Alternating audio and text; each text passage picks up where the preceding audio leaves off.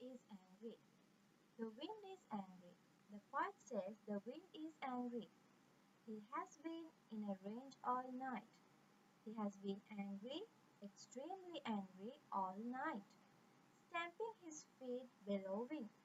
Stamping his feet, bellowing means children shouting or singing very louder. And finally, breaking out. And finally, suddenly, he starts. In morning light, he gallops. In morning light, he rushes at full tilt around the house. He rushes with maximum force round the house, charging at the walls, hitting at the walls, pulling at the thatch, pulling at the roof, and beating with clenched fists, and beating with anger against the windows.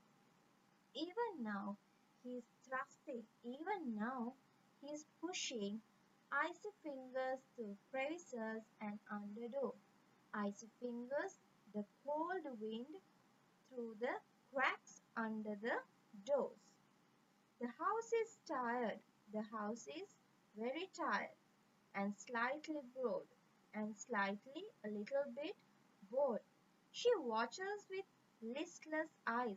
She watches everything with lethargic eyes. Science settles on her haunches, and she settles on her haunches, and entrenches herself still more, and she settles down herself still more. Adrien Brady. Word check. Find each in the poem, choose the correct meaning. Range, extremely angry, bellowing, shouting, crevices, narrow cracks, listless, uninterested, entrenches, settle. B. Find these phrases in the poem. Discuss what they mean. So they have given you a phrase, so you have to find it in the poem and you have to discuss what they mean. Breaking out. Breaking out means children start suddenly. The wind starts suddenly. Second one, at full tilt. At full tilt means children, the wind blows with maximum force. The wind blows with maximum force. The wind. The wind is a wolf that sniffs at doors and rattles windows with his puffs. So here the poet he has told the wind is a wolf. He sniffs at the doors and rattles, hits the windows with his puffs. Hidden in the night, hidden in the night, he rushes around, he goes around the locked up house, making angry sounds. Hidden in the night. Wind is hidden in the night and he rushes around. He goes around the locked up house by making angry sounds. He leaps on the roof and tries to drive away the house and everything inside. He jumps on the roof and tries to drive away the house, to break the house and everything inside. Tired next day morning, tired next morning. The wind's still there, still the wind is there. Snatching pieces of paper, grabbing pieces of paper and ruffling your hair, and it moves your hair. He quietens down, and in the end, he quietens down, and in the end, you hardly notice him go. You hardly notice the wind goes. Whispering down the road, it goes down the road to find another place to blow. By finding another place to blow. Stanley Cook.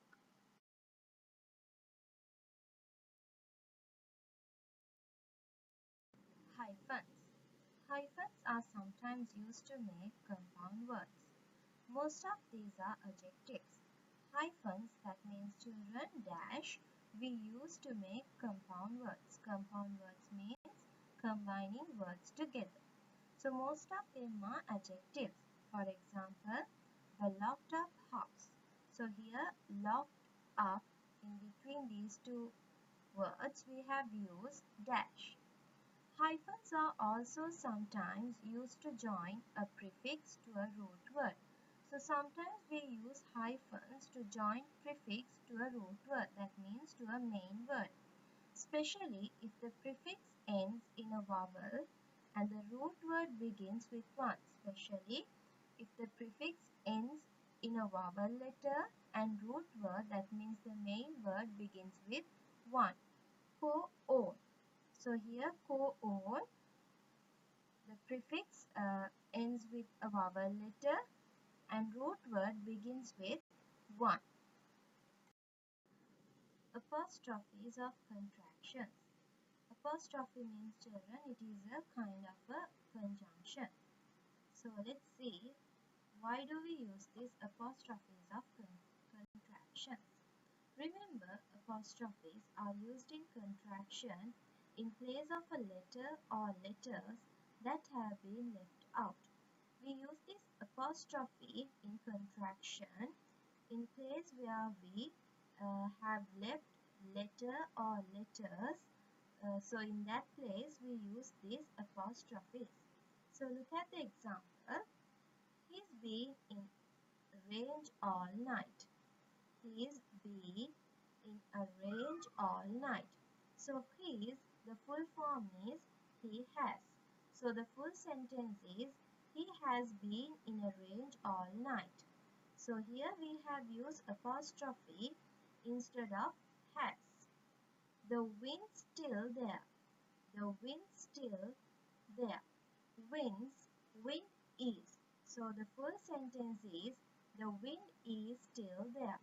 So here we have used apostrophe in place of is. So contractions means children, we can make the word smaller. ULL and UL word endings. ULL and UL word endings, it is important to notice the sound ULL and UL words make. So it is important to notice, children, how it sounds. In morning, lighty gallop, at full tilt round the house. Full, full. Most ULL and UL words are linked to suffixes full and fully. Most of ULL and UL words are linked to suffixes. Suffixes means, children, the letters that we add end of the word. So here also you can find another example. Useful, usefully. Useful, usefully. Noun and verb agreement. Nouns and verbs can be singular or plural. When we use a singular noun or a singular pronoun, we must use a singular verb. So children, nouns and verbs, it can be singular or plural. So when we use a singular noun or a singular pronoun, we must use singular verb. Look at this example. She watches with listless eyes. So here, she, singular pronoun. So the verb also should be singular verb. When we use a plural noun or a plural pronoun, we must use a plural verb. So look at this example. They watch with listless eyes. So here they, plural noun. So the verb also should be plural verb. So when we use he, she, it in a sentence, for the verb we should add s or es. And when we use I, you, we, they, for the verb we don't use s or es. We use is or was with singular nouns and singular pronouns. So we use is or was with singular nouns or singular pronouns. For example, the wind is angry. The wind is angry. It was angry. It was angry. We use are or were with plural nouns and plural pronouns. So we use are or were for plural nouns and plural pronouns. Look at the example. Pieces of paper are snatched by the wind. Pieces of paper are snatched by the wind. They were snatched by the wind. They were snatched by the wind. Personification. In the poem, The Wind is Angry, on page 22, the wind bellows and has feet, fists, and fingers. The poet makes the wind seem human. So here in the first poem, The Wind is Angry, the poet, he made the wind as a human. He just compared the wind as a human. In the poem The Wind on page 23, the wind has puffs, it sniffs, leaps, and makes angry sounds. The poet describes the wind as a wolf. So in the second poem, the poet describes the wind as a wolf, puffs, sniffs, leaps, and makes angry sounds. When writers give human or animal qualities to non-living things, it is called personification. Personification means, children, when the poet or the writer give human or animal qualities to non-living things, we called it personification.